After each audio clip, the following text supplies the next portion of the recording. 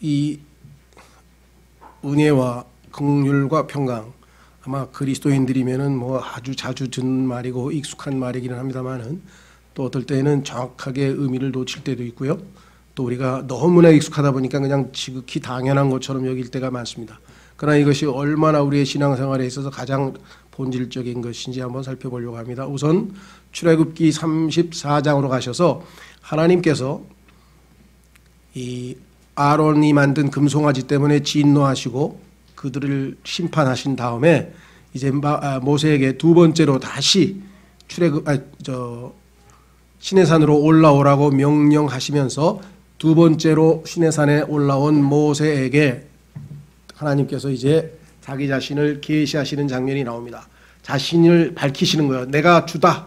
자신의 이름이 주니라. 주라고 하는 이름도 밝히심과 동시에 하나님께서 자신이 어떠하신 분인지를 스스로 선포하는 장면이 출애굽기 34장에 나옵니다.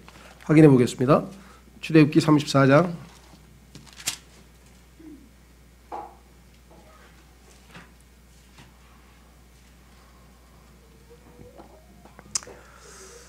출애굽기 34장 4절 출애굽기 34장 4절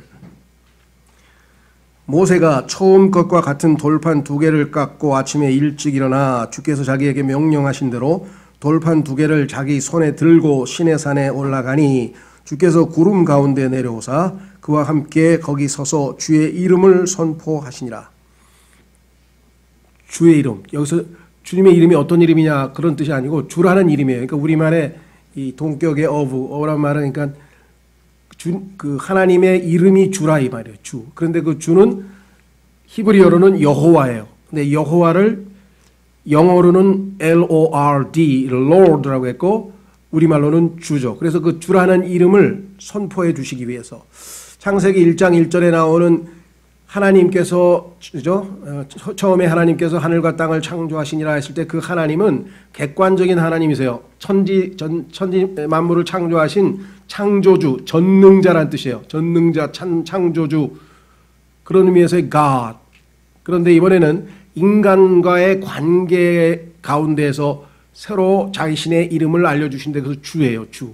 그러니까 인간을 사랑하시고 구원하시고 구속하시는 그 여호와 하나님, 그분이 바로 자신이 누구신가를 알려주는데 주라고, 주의 이름, 주라는 이름이죠. 주라는 이름을 선포하시니라. 6절 주께서 그 앞으로 지나가시며 선포하시되 주로다. 내 이름인 주다 이거야. 그래서 우리는 뭐예요? 아버지와 아들과 성령의 이름으로 침례를 줄 때 그 아버지와 아들과 성령의 이름이 세 분이 아니라, 이름이 세 개가 아니라 주라 그랬죠. 주. 그래서 사도행전에 보면은 주의 이름으로 침례를 주노라. 근데 그 주라는 이름은 뭐냐면 아버지와 아들과 성령의 이름이 주라고 성경에 나와 있습니다. 자, 그래서 주께서 그 앞으로 가면서 자신을 소개합니다. 주로다. 내가 주다. 내 이름이 주다. 주로다. 긍휼이 많고 은혜롭고 오래 참고 선함과 진리가 풍성한 주 하나님이로다. 하나님께서 자기 자신을 소개하는데 우리가 오늘 다루고자 하는 그 유명한 긍휼과 은혜가 여기 들어가 있죠. 자, 그래서 성경에 보면은 우리는 이 땅에서 참으로 주님의 긍휼 덕분에 멸망하지 않고 구원받을 기회를 얻은 것이죠. 그렇죠? 그래서 성경의 에가서에 보면은 주님의 긍휼 덕분에 우리는 멸망하지 않았다. 그뿐만 아니라 오늘날 여러분과 제가 이렇게 살아있는 모든 이것을 사도 바울은 내가 나 된 것은 하나님의 은혜로다. 내가 오늘날 이렇게까지 된 것은 모두 다 하나님의 은혜로다 라고 고린도전서 15장에서 고백했죠. 뿐만 아니라 이사야서 26장에서도 우리의 생각이, 그의 생각이 주님께 고정되어 있는 자는 완전한 평강으로 이를 지켜주신다 이렇게 말씀을 하셨습니다. 자, 그래서 우리는요 오늘 은혜와 긍휼과 평강에 대해서 하나님 말씀으로 확인해보고 이 엄청난 축복을 우리가 어떻게 하면 계속해서 향유하고 누릴 수 있는지 한번 좀 살펴보려고 합니다. 우선 첫 번째로 맨 앞부분에 제가 이와 같이 기록을 했습니다. 코로나 사태가 시작된 지 1년 반이 훌쩍 넘었습니다. 우리가 여전히 잘 버티고 있는 것은 하나님이 크신 긍휼과 은혜 덕분이 아닐 수 없습니다. 이 와중에서도 하나님의 평강이 우리에게 유지될 수 있는 것은 주님의 확고한 약속 덕분입니다. 마지막 날들에 위험한 때가 이르리라는 말씀에 의하면 성경에 보니까 마지막 날들이 되면 위험한 때가 이르는다. 킹제임 성경에는 정확하게 위험한 때라고 되어 있는데 개역 성경을 포함한 다른 성서들에서는 뭐 어려운 때인가, 그러니까 뭐 달리 번역이 돼서 의미가 잘 안 통합니다. 갈수록 지금 점점 위험한 때가 다가오고 있죠. 예. 자, 그래서 위험한 때가 일어나는 말씀에 의하면 앞으로도 우리는 더욱더 주님의 은혜와 긍휼과 평강이 필요합니다. 지금도 얼마나 우리가 주님이 우리를 긍휼히 여기시고 불쌍히 여기시고 이렇게 자격도 없는 자들에게 호의를 베푸셔야만 살아갈 수 있는 존재이다 보면 앞으로는 더욱더 그럴 것이다. 자, 그래서 이 모든 것을 우리에게 베푸시는 하나님 아버지께 감사드리며 영적인 복들을 우리 모두 잘 간직하시기를 바랍니다. 그렇습니다. 첫 번째 성경에 오늘 디도서에 나와 있는 순서대로 은혜, 뭐 순서가 따로 있는 건 아닙니다. 어떨 때는 긍휼이 먼저고 어떨 때는 은혜가 먼저인데 우리가 구원 받기 전에는 긍휼이 먼저죠. 왜? 구원받기 전에는 우리는 하나님의 진노의 대상이었는데 하나님께서 우리를 심판하시거나 벌 주시지 아니하시고 오래 참으시고 인내하시고 그렇죠? 내버려 두셨잖아요. 그것을 당연히 성경에서는 주님의 긍휼에 따라 우리가 구원을 받았다 이렇게 얘기를 하는데 이미 우리는 구원받은 사람들이기 때문에 구원받은 우리 그리스도인들에게 있어서는 이미 하나님의 은혜로 구원을 받은 다음에 신앙생활하는 도중에 우리가 고난을 당하거나 죄 가운데 빠졌거나 이럴 때 다시 하나님의 긍휼이 다시 필요한 것이죠. 그런 의미에서 이제 디도서에서는 구원받은 성도들을 대상으로 썼기 때문에 은혜가 먼저 나왔어요. 그래서 은혜, 긍휼, 평강의 순서대로 한번 살펴보려고 합니다. 첫 번째, 은혜라고 하는 것은 성경에서 중생을 위해, 중생은 거듭남입니다. 다시 태어남. 중생을 위해, 다시 말해서 생명을 얻기 위해 받을 자격 없는 자에게, 하나님의 영원한 생명을 받을 자격이 없는 자에게 주어지는 하나님의 도우심이라 이렇게 얘기했습니다. 자, 디도서 2장 11절 한번 먼저 찾아보겠습니다.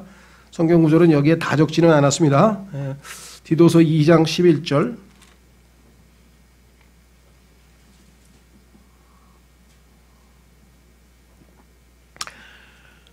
구원을 가져다 주시는 하나님의 은혜가 모든 사람에게 나타났다. 2000년 전에 나타났죠? 대략 2000년 전에 나타났는데, 자, 모든 사람에게 나타났는데 모든 사람이 다 받아들인 건 아닙니다. 거부한 사람들도 있어요. 참 너무나 안타깝죠? 구원을 주시는 하나님의 은혜를, 이 구원의 은혜를 거부해버린 사람이 있다는 것은 참 심히 안타까운 일이 아닐 수 없습니다. 어쨌거나 우리는 이 구원의 은혜를 예수님을 받아들여서 은혜를 받았고, 은혜로 구원을 받았고요. 또 에베소서 2장 18절에도 2장 8절에도 찾지 않겠습니다. 에베소서 2장 8절에 우리가 믿음으로 은혜로 구원을 받았다. 믿음을 통해 은혜로 구원을 받았다. 은혜라고 하는 것은 아무 한 일이 없이, 다시 말해서 행위가 없이, 선행이 없이 거저, 그렇죠? 그런데 우리가 구원받을 자격이 있었는가? 예수 그리스도의 생명을 받을 자격이 있었는가? 자격은 없었죠. 죄인이니까 당연히 받을 자격이 없고, 그 다음에 이미 죄로 더럽혀진 자들이니까 당연히 받을 자격이 없고, 하나님의 진노의 대상이니까 당연히 받을 자격이 없고, 우리가 받을 자격이 있는 건 딱 하나예요. 뭐 심판과 형벌이죠. 하나님의 심판과 진노와 형벌을 마땅히 받아야 되는데 하나님은 그거는 안 주시고, 이걸 긍휼이라고 합니다. 두 번째 공부를 하겠습니다만, 그것은 안 주시고 반대로 자격이 없는, 받을 자격이 없는 은혜를, 호의를, 하나님의 생명을, 예수 그리스도를, 아들을 우리에게 주셨으니 그것을 성경에서는 우리가 은혜라고 한다. 은혜. 그래서 예수님은 이 땅에 오실 때 은혜가 충만하신 상태에서 오셨습니다. 확인해 보겠습니다. 요한복음 1장 14절. 요한복음 1장 14절.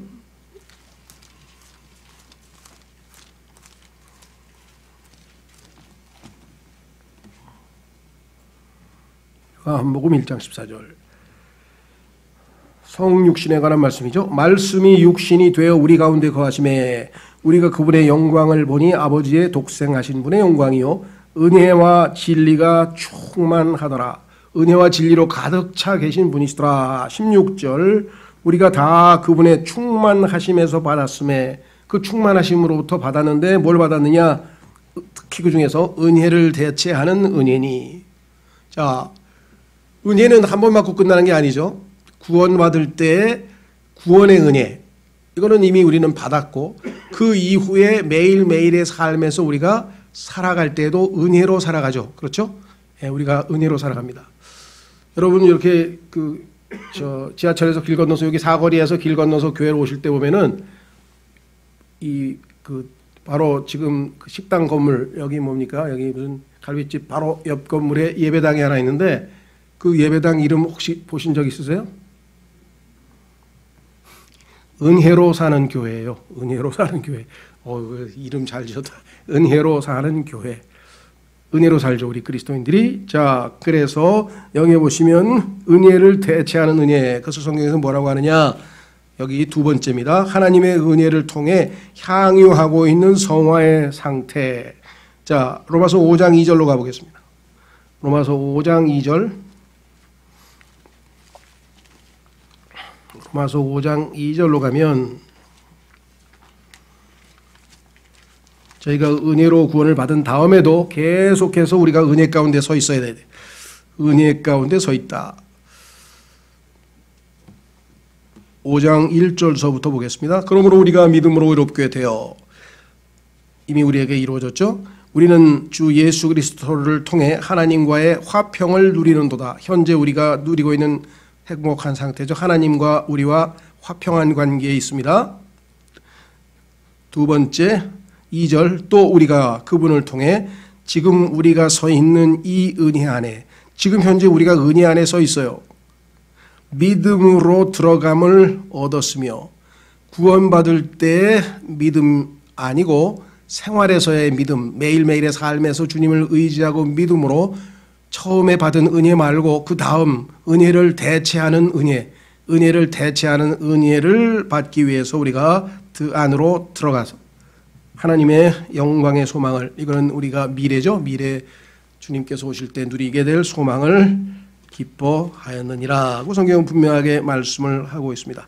사도 바울은 얘기를 했죠. 매일매일의 삶에서 하나님의 은혜로 자신이 살았다라고 성경에 말씀하고 있습니다.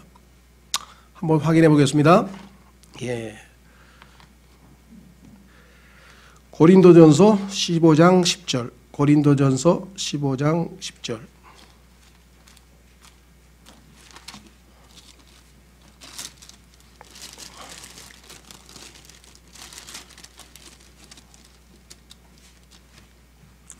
고린도전서 15장 10절.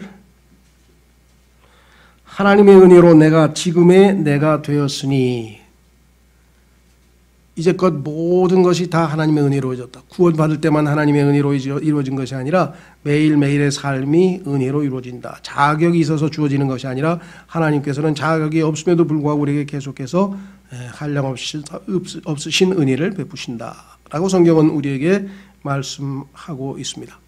자, 아까 은혜를 대체하는 은혜, 일종의 요즘 우리가 이 생활하는 데 있어서 제일 많이 규칙적으로 하는 행위가 뭐냐?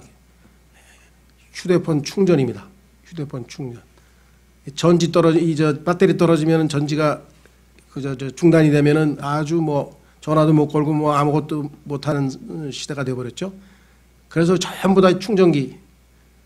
요즘에 이제 공항에 갈 일이 없으니까 옛날에 가면은 공항에 가면 전부 그 젊은 사람들 보면은 그 충전지 꼽는 데 가서 충전하고 있어요. 물론 이 컴퓨터도 하고 노트북도 하지만은 보면은 휴대폰 꽂아놓고 충전하고 있는 사람들. 비행기 안에 타도 비행기에도 보면 전부 다 충전지 꽂아, 전부 다 거기 비행기도 충전하는 데가 있잖아요. 딱 꽂아놓고 전부 다.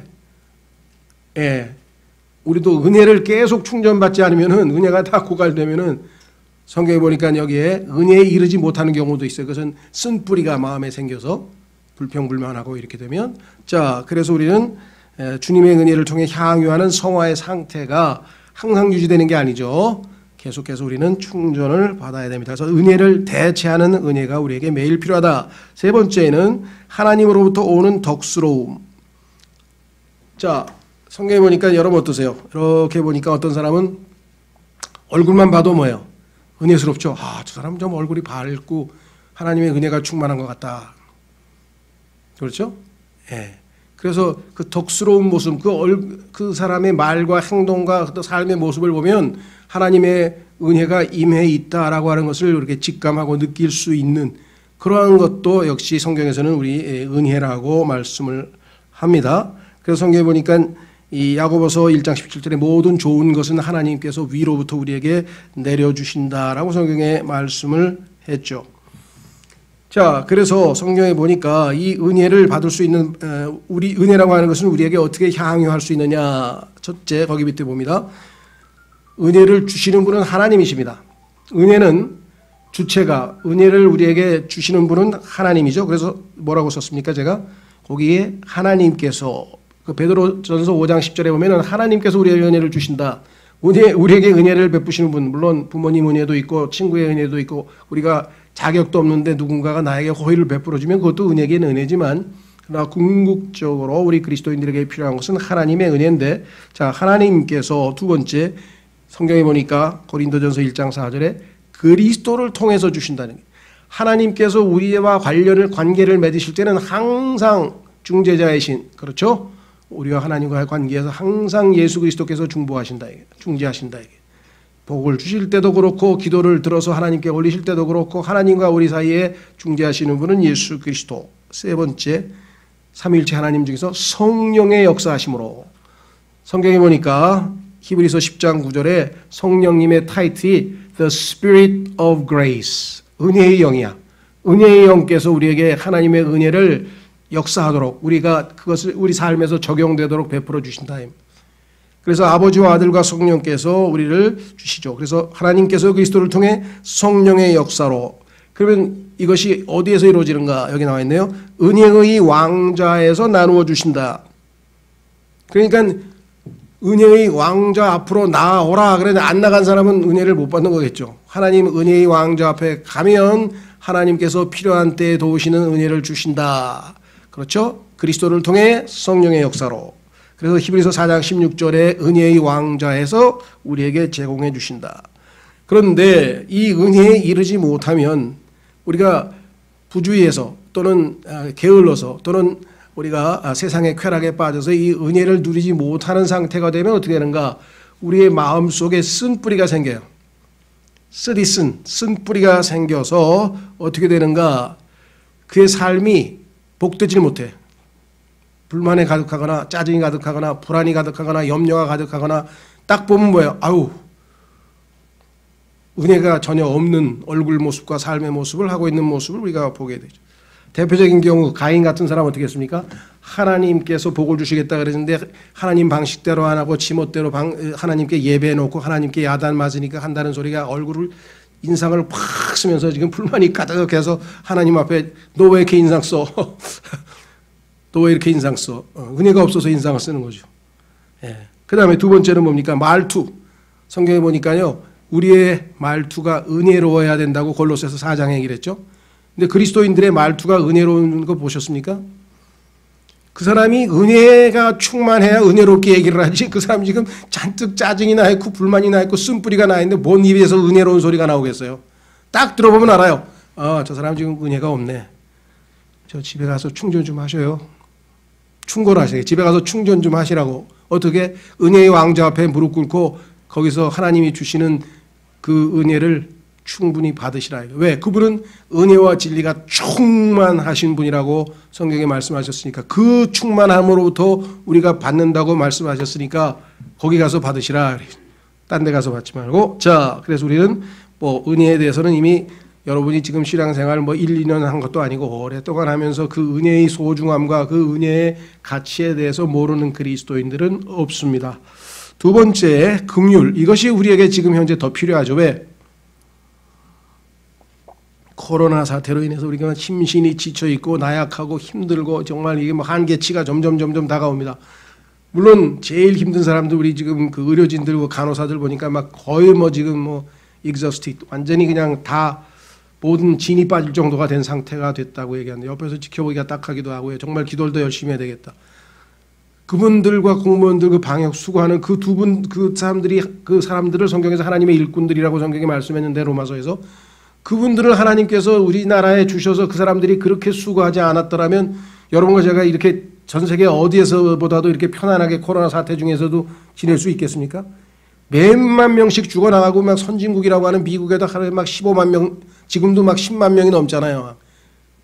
그 환자 아우성 막 시체를 어디다 갖다 버릴 데가 없어서 그냥 땅을 파서 묻고 다 파서 묻고 막 뭐 브라질 뭐 남미 뭐 전 세계가 지금 코로나로 인해서 지금 난리법석입니다. 우리는 하나님께서 하나님의 일꾼들을 그래도 잘 주셔가지고 그래 이 정도에서 정말 편하게 우리가 지낼 수 있게 되겠죠.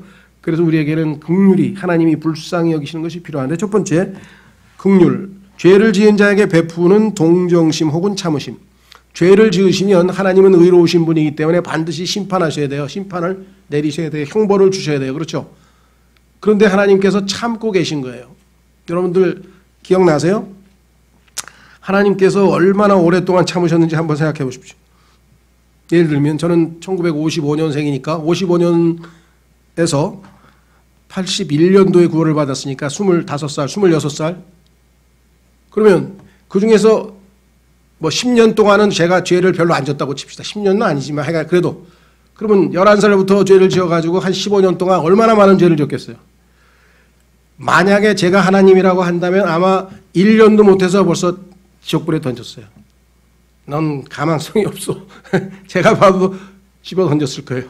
근데 하나님께서 15년을 긍휼히 여기시고 불쌍히 여기시고 참고 오래 참고 해서 저에게 구원의 복음을 들을 수 있는 기회를 주시고 구원을 허락하시게 된 것이겠죠. 어떤 분들은 막 50년, 그죠? 50년, 60년, 어떤 분은 그냥 한 70년 동안 그냥 하나님의 긍휼만 받다가 마지막 순간에 은혜를 받아들여 가지고 1년도 못 돼서 하나님 품으로 가버린 분도 계세요. 그런 분도 많아요, 우리 주변에 보면. 하나님이 주시는 은혜를 더 많이 누리는 게 좋겠죠. 긍휼도 좋지만. 자, 은혜는 받을 자격이 없는데 받은 거예요. 긍휼은 뭐냐? 마땅히 받아야 되는데 안 받은 거예요. 벌 받고 진노를 받고 심판을 받아야 되는데 하나님이 우리를 불쌍히 여기셔서 안 주신 거예요. 그래서 회개하고 돌아올 때까지 계속 참으시는 거예요. 지금도 참고 계신다고 모두가 회개하기를 참고 계신다고 베드로후서 3장에 말씀하고 계시죠. 지금 이 코로나에서 지금 시달리고 있는 이 구원받지 못한 사람들이 들어야 될 말씀인데 지금도 참고 계신 거예요. 그 코로나 중에서도 얼마나 힘들어요. 그때 하나님을 빨리 찾아서 수고하고 무거운 짐진 자들아 다 내게로 오라. 내가 너에게 안식을 주리라. 그 누릴 수 있는 그 안식과 평화와 기쁨과 이 모든 것을 놓치고 있는 안타까운 실정이죠. 그래서 하나님은 긍휼이 풍성하신 분이시다. 그래서 우리에게 긍휼을 베푸셨고 그 결과 베드로전서에 보면 우리는 긍휼을 획득하였다, 얻었다 이렇게 성경에 나옵니다. 자, 이게 구원인데요. 한번 확인하고 우리는 두 번째로 가겠습니다. 디도서 3장 5절. 디도서 3장 5절에 보면은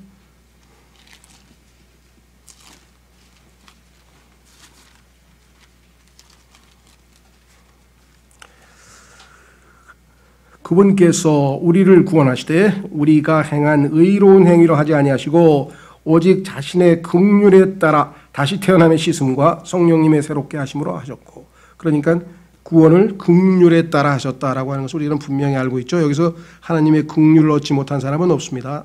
그래서 우리가 구원을 받은 거니까요. 자, 그러면 구원받은 후에 계속해서 우리가 은혜 가운데 잘 충성하고 순종하고 신앙생활을 잘 하기만 하느냐? 그건 당연히 아니죠. 예? 자식이 태어났는데 그냥 항상 말을 잘 듣고 효자 노릇만 하냐? 그건 아니죠. 얼마나 자주 부모님 속을 썩여드리고 우리가 죄를 짓고 말을 안 듣고 그 반역을 하고 막 저항을 하고 그러죠. 그때마다 하나님께서 우리를 심판해버리시면 어떻게 되겠어요? 벌써 홀로 갔지. 그런데 하나님께서 참으시고 뭐 불쌍히 여기시고 동정심으로 우리를 계속해서 대해 주시는 것. 2번 고통 중에 있는 자를 동정심을 가지고 대함. 죄를 짓고 고통스러워하고 아파서 고통스럽고 코로나에 대해서 고통스럽고 이렇게 치이고 저렇게 치이고 직장에서 상처 입고 고통스럽고 하여간 인간이 겪는 고난과 고통과 어려움 가운데 있을 때 하나님은 불쌍히 여기시는 거예요. 여기서 어떻게든 그가 회복되도록 계속해서 우리를 도우시려고 하는 것이겠죠. 그래서 성경에 보니까 누가복음 17장 13절에도 그렇고 예수님께서 계속해서 그들에게 불쌍히 여기시고, 성경에 예수님께서 그들을 보고 불쌍히 여기셨다, 긍휼히 여기셨다, 불쌍히 여기셨다, 긍휼히 여기셨다, 이런 표현들이 얼마나 자주 나오는지 몰라요. 그래서 그분은 마침내 드디어 자신의 생명을 십자가에서 내어주셔서 우리를 구원하신 것이겠죠. 그렇죠? 예. 자, 그 다음에 세 번째는 하나님의 호의 혹은 동정심 같은 영적 축복. 하나님께서 우리를 정말 불쌍히 대주시는 어떤, 거기서 끝나는 게 아니라 복을 주신다. 예레미야 애가서로 가겠습니다. 예레미야 애가서. 오늘도 여러분과 제가 아침부터 시작해서 우리가 하나님의 저기를 받은 것이죠. 예레미야 애가 긍휼을 향유하고 누리고 있는 중입니다. 지금 예레미야 애가 3장, 예레미야 애가 3장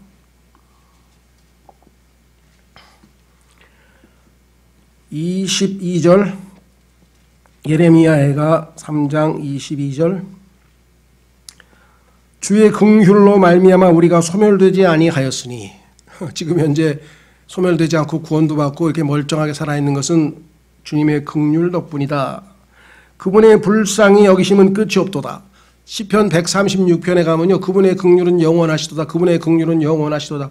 1절서부터 25절까지 계속 그분의 긍휼은 영원하시도다, 그분의 긍휼은 영원하시도다. 하나님이 불쌍히 여기지 않으면 이 땅에 남아있을 존재가 아무도 없다. 23절, 그것들이 긍휼, 주님의 긍휼이 아침마다 새로우니, 매번 아침에 깨면서부터 시작해서 하나님의 긍휼이 우리와 함께 하신다. 주의 신실하심은 크시나이다 라고 성경은 말씀했습니다.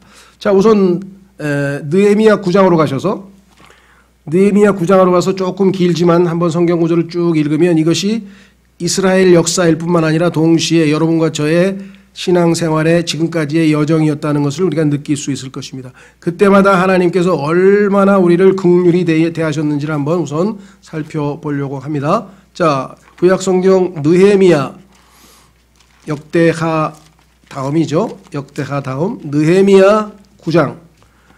성경에 보면은 여러 기도문이 나오는데요. 그 기도문 중에서 느헤미야의 이 유명한 기도가 아주 우리의 신앙생활의 고백과 너무나 동일한 것 같아요. 자, 확인해 보겠습니다. 느헤미야 9장. 이스라엘, 처음에 하나님께서 이스라엘을 어떻게 인도하셨는지 그 역사가 이 4절부터 나옵니다. 자, 느헤미야 9장 4절에 보시면, 그때 레위 사람들 중에서 예수아와 바니아와 간미엘과 세바나와 분니와 세레비아와 바니와 그나니는 계단에 서서 큰 소리로 자기들의 하나님께 부르짖었고, 이제 하나님께 기도하고 있습니다. 그때 레위 사람 예수아와 간미엘과 바니와 하삼니아와 세레비아와 호디야와 세바나와 부다히야는 이르기를, 일어서서 영원 무궁토록 주 너희 하나님을 찬송할지어다 하면서 이제 이렇게 외칩니다.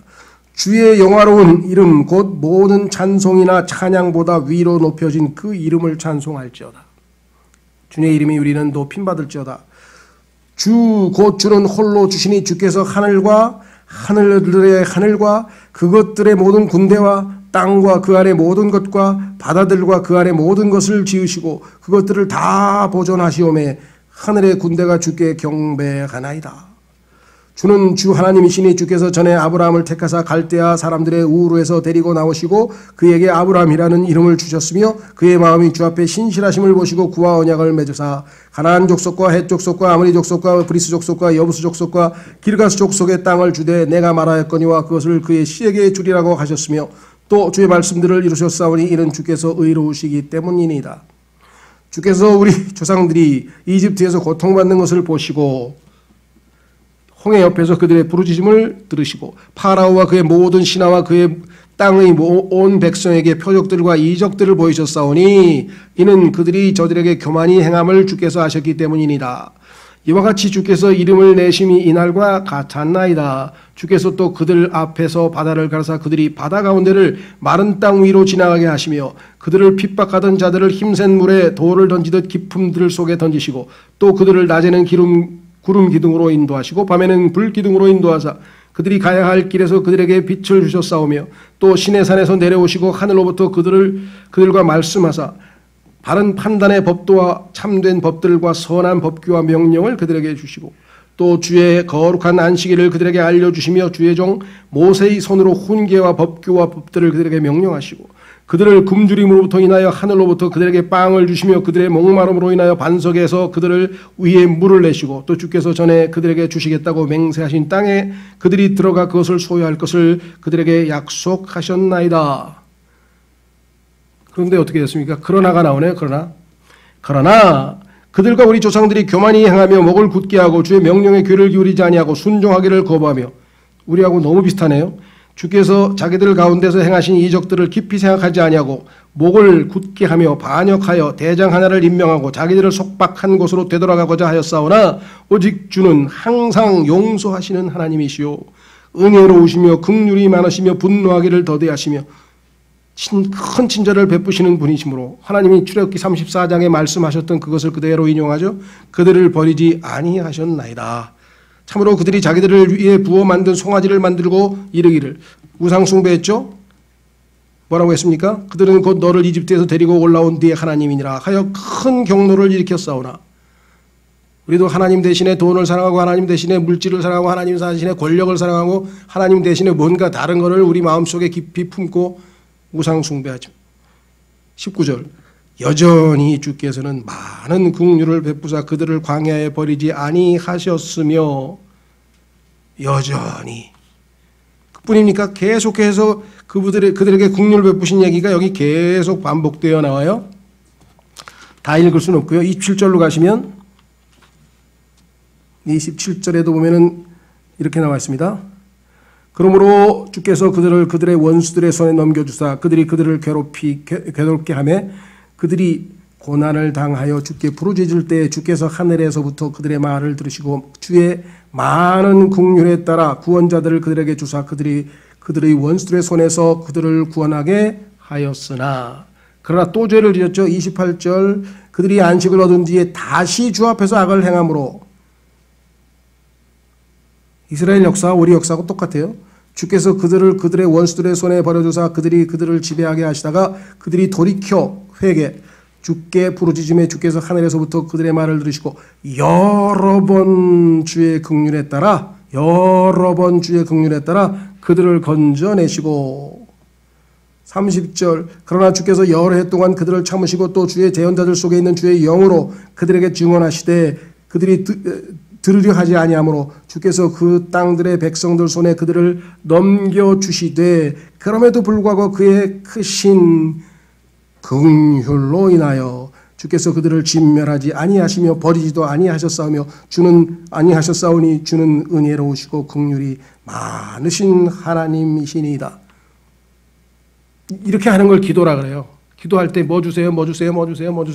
나중에 하시고요. 하나님께서 그동안 나를 구원하는 순간부터 이제까지 어떻게 수없이 많은 긍휼로 대하셨는가? 그렇죠?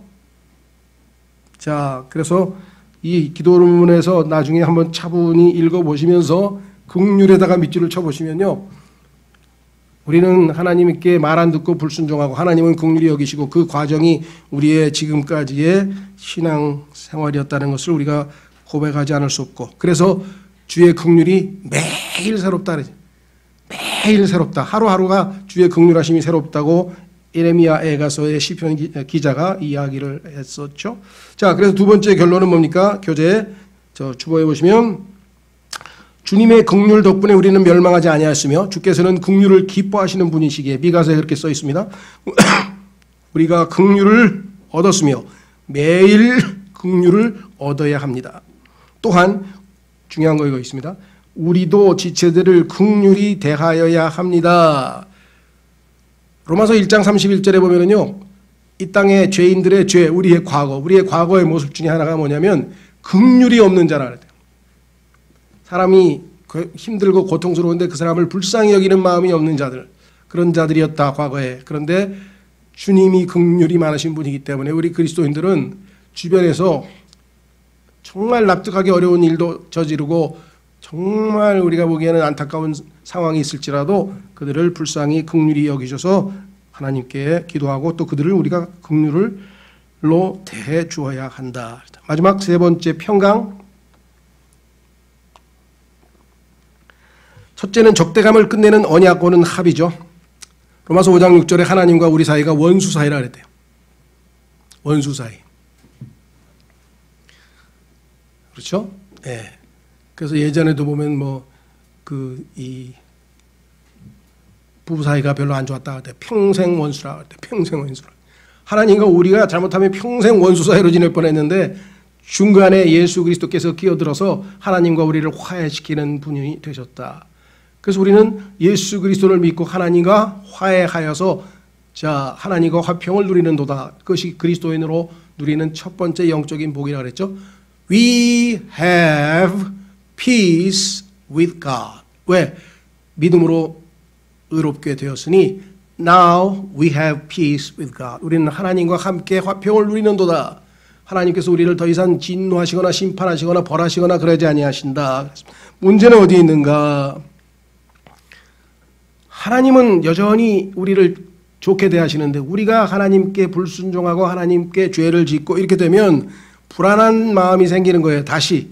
따라서 우리에게는 다시 평강이 필요한 상태가 되는 것을 우리가 알 수가 있습니다. 그러니까 첫 번째 하나님과 우리 사이에 영원한 적이감은 예수 그리스도로 말미암아 해결이 됐죠. 그래서 성경에 보니까 예수님은 우리의 화평이라 하나님과 우리 사이에 예수님께서 화평으로 존재하고 계시기 때문에 아무 문제가 없습니다. 따라서 구원은 영원히 지속되지만 문제는 뭐냐?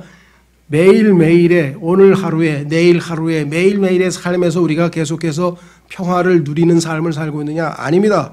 그리스도인들도 엄청나게 염려, 근심, 걱정, 불안, 초조, 불면 다 겪어요. 얼마든지 이거를 이겨낼 수 있는 방법이 있는데 왜 하나님 우리의 생각이 그리스도께 머물러 있기만 하면 주님께 머물러 있기만 하면 perfect peace 완전한 평강으로 우리를 지켜주신다. 코로나 사태 아니라 코로나보다 훨씬 더 심한 어떤 일이 벌어지더라도 어떤 극한 상황에서라도 우리 안에 계신 그리스도가 우리의 화평 되시는 그리스도가 계속해서 우리를 장악하시면 얼마든지 화평을 누릴 수가 있겠죠. 그렇죠? 오늘날 이 세상 사람들은 주 예수 그리스도부터 오는 평정의 상태인 진정한 화평, 평강이 없기 때문에 우리는 내주하시고 계신데 우리도 뭐예요? 때로는 놓치고 살죠. 근심, 걱정, 불안, 초조 많죠 우리도. 그러나 우리는 즉시로 다시 주님께로 나아가서 그 주님의 평강을 누릴 수가 있습니다만은 이 세상 사람들은 어떻게든 그것을 해결해볼 마음의 불안을 해결해보기 위해서 다양한 형태로 그렇죠? 어디 가서 힐링하는 장소를 찾아가기도 하고 마인드 컨트롤도 하고 심리 상담도 받고 정신 분석도 하고 정 안 되면 이제 뭐예요? 템플스테이 요즘엔 또 템플스테이도 하고 정 안 되면 신경 안정제도 먹고 하여간 무슨 수들을 써가지고 좀 마음이 편해가지고 좀 쉬고 싶은데 계속 불안, 초조, 막 근심, 걱정. 코로나에서 등장하는 두 가지 증상이 코로나 블루잖아요. 우울증. 코로나 때문에 이제 사람들이 막 처지고 이렇게 되는 우울증이 있는가 하면 코로나 때문에 그냥 화가 나는 거예요. 모든 상황이 자기 뜻대로 안 되니까. 코로나 레드라고 하죠. 레드하고 블루가 왔다 갔다 하면 그걸 조울증이라고 하는데요. 왔다 갔다. 그러니까 지금 전부 다 심리 상태가 불안한 상태 우리 주변에 있기 때문에 그리스도인에게 필요한 거는 인내라 그랬죠. 지난번 설교에서 인내 우리가 얼마나 필요한가. 자, 그래서 우리는 여기 나와 있습니다. 주 예수 그리스도로부터 오는 평정의 상태는 어떻게 우리가 얻을 수가 있는가? 생각이 주님께 고정. 자, 확인해 보겠습니다. 이사야서 26장 3절. 이사야서 26장 3절. 생각이 코로나에 가 있으면 불안하고요. 예수님께 가 있으면 평안해요. 생각이 부동산 뛰는 거에 가 있으면 불안하고요. 예수님께 가 있으면 평안하고요. 그렇죠? 생각이 산불에 가 있으면 불안하고요. 홍수에 가 있으면 불안하고요. 생각이 주님께 가 있으면 평안하고요. 이사야서 26장 3절에 주께서는 생각을 주께 고정시킨 자를 완전한 평강으로 지키시리니 이는 그가 주를 신뢰하기 때문이니이다 라고 얘기를 했죠. 그리고 우리가 너무나 잘 아는 빌립보서 4장에서는 감사함으로 염려하지 말고 모든 것을 하나님 앞에 다 아뢰면 우리의 마음과 생각을 하나님의 평강이 지켜주신다. 하나님의 평강. 자, 아까 얘기했습니다.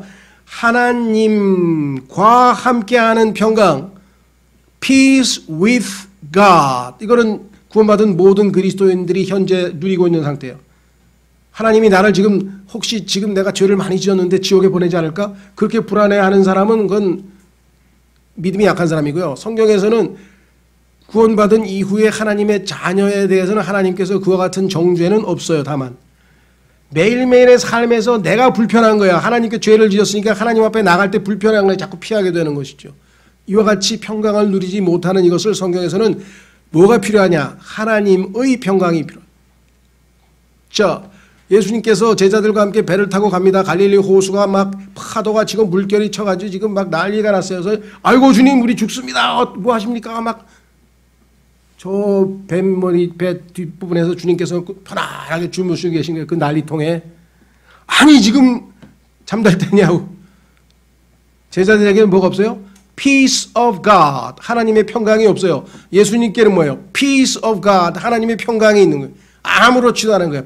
파도가 치든 폭풍이 치든 고난이 오든 전쟁통이 되든 산불이 나든 뭔 일이 벌어지더라도 어떤 상황에서도 즉시로 The peace of God. 하나님의 평강. 하나님께서 우리에게 주시는 평강이 나를 지배하면 암에 걸렸든 뭐 무슨 일이 벌어졌든 간에 다시 즉시로 우리는 완전한 평강 가운데 머물 수가 있다. 이것이 그리스도인이 누리는 큰 축복이죠. 하나님이 주시는 복 중에 평강보다 더 큰 복이 없어요. 그렇죠? 자, 그래서 여기에 이렇게 썼습니다. 제가 평강의 통치자이신 주님께서, 예수님은 Prince of Peace, 평강의 통치자이죠. 우리의 평강이시오며, 에베소서 2장 14절에서 유대인과 이방인들을 하나로 만드셔서 화평, 우리의 화평이 되신다. 그렇죠? 자, 평강을 주시는 분, 실로. 구약 성경에 보면은 지명 이름입니다만은 그 지명이 실로라고 하는 곳에 실로라고 하는 지명이 있는데 예수님의 타이틀 중에 하나가 실로예요. 그래서 실로가 오시리니 예언이 되어 있어요. 실로는 peace giver, 평화를 주시는 분, 그분이 이 땅에 오십니다. 자, 그래서 결국은 마지막 순간에 온 세상을 평강으로 다스리게 된다라고 하는 것을 성경에서 분명하게 말씀을 했습니다. 자, 어떠한 상황이 벌어지든 지금 현재 우리는 코로나 사태에 있습니다만은 그보다 더 어떠한 일들이 더 앞으로 악화될는지는 모르죠. 왜? 성경에 써 있으니까. 위험한 때가 이른다 그랬죠. 위험한 때가. 그렇죠? 자, 마지막 성경 구절을 한번 보겠습니다. 디모데후서 3장, 디모데후서 3장.